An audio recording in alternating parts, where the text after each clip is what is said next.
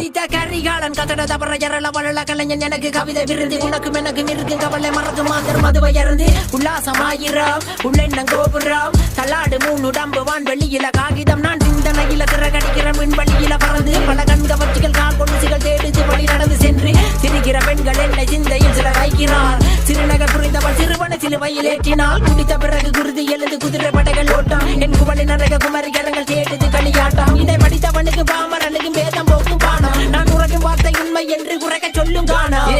நான் குடிக்க போற எங்க பிற கற்பனை கொட்டுது உள்ள காதலிய தேட